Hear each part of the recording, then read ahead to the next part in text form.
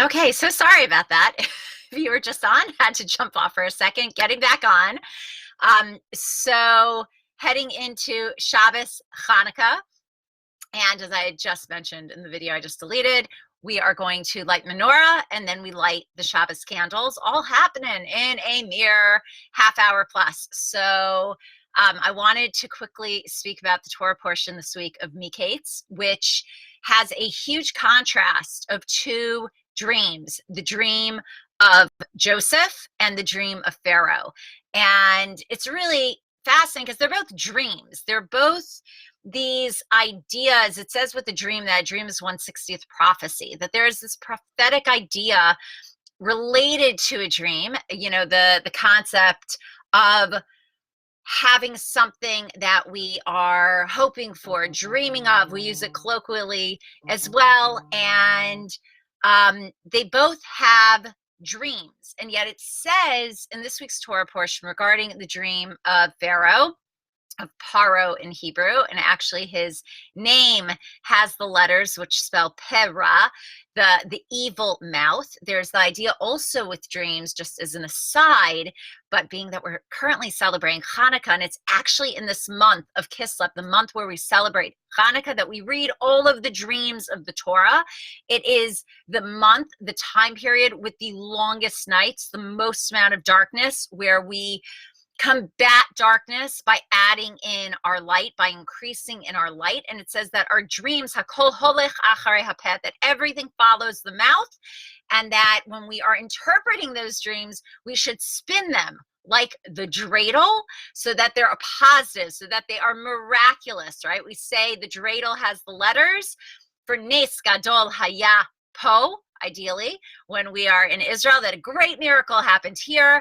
Our American dreidels say a great miracle happened there, but actually I just bought dreidels when I was in Boston, and they happened to say that it happened here. So, because that's the reality, that we're supposed to create our miracles wherever we are, that we need to be living and creating those miracles. And so it says about Pharaoh's dream,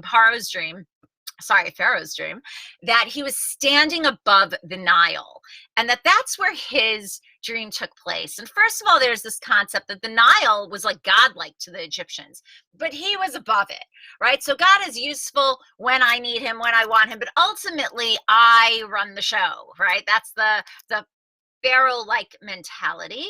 And that he's watching the river go by. So the Lubavitcher Rebbe has this beautiful explanation on this, that the river's flowing and he's standing on the riverbanks and he's above it. He is bigger than it, and he's just watching it go, right? He doesn't need to engage. He doesn't need to be a part of it. It can flow by. If he wants to join it, he will. If he doesn't want to join it, he won't. But that he is watching it from a distance. It can go by. The current can be there. There can be whatever is floating by. He does not need to engage. It's nothing that he feels drawn to or needing to be a part of. Versus the dream of Joseph, of Yosef, which we are told about in the previous Torah portion. And it says that in his dream, he's standing in a field, in the midst of the field, and he is working. He is gathering these sheaves together. He's taking all of these different types of materials and he's putting them together.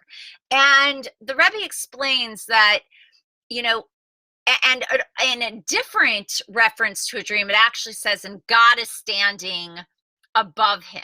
So you have both the concept that in Pharaoh's dream, he is above the divine. He is above his God, the Nile, and he's just watching it do its thing, and he's watching it go by.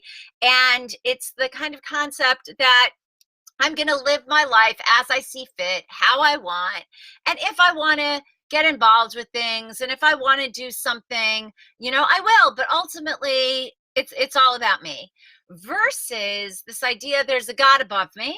There's something bigger than me. There is a purpose for why I was given life and why I was created and what I was put into this world for.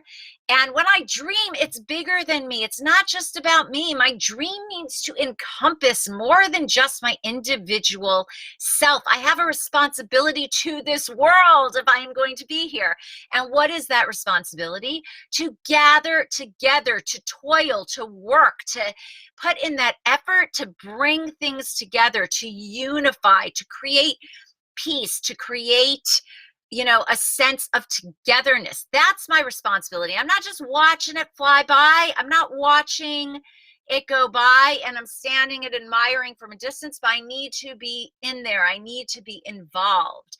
And that's actually one of the beautiful ideas with lighting the menorah, that we put it by the window. The light should be seen. It should go out. It should illuminate the darkness, not just within our individual lives and within our homes, but to the world all over, everywhere. There is darkness, put that menorah and light it, which is why we have all these beautiful public menorah lightings all over the world to show that we can't just stand on the riverbanks. We can't just watch the river flow by. We need to engage. We need to be involved. We need to put in our talents and our abilities and our efforts, because we were created to do that. And our dream needs to be a dream for the totality of humanity, not just what we want to dream for ourselves, but a dream in which all of us can benefit and all of us can grow and all of us can be and get to a better place. And so as we recount these dreams during Hanukkah, I think I said in the first video, which I deleted, but we read about all of the dreams in the Torah during this month of Kislev. We're now going to be heading into the month of Tevis. It's also a very big Shabbos with Rosh Chodesh, the new month. And as I've said before, Rosh is the head, it's the mind. Chodesh, month, is from the word Chidush, which is newness. Think differently. Here's your opportunity to shift how you're thinking, to have an innovative way of viewing things. So get into that field and gather those sheaves and add that light and make sure that light is illuminating both outwards and inwards. And with that, our dreams should come into reality. We should see Nes Gadol Hayapo, that a great miracle happened here, happened in our individual lives and in the lives of all those around us. And it should be a beautiful, illuminating, light-filled, warm, beautiful, engaged Shabbos. So good Shabbos to everybody. Happy Hanukkah. Happy coming of the new month with Rosh Chodesh. And we should just have all revealed miracles and illumination, especially in this increased time of darkness. Keep adding those lights. Good Shabbos. I guess I just said that. And once again, happy Hanukkah. And good to see you all.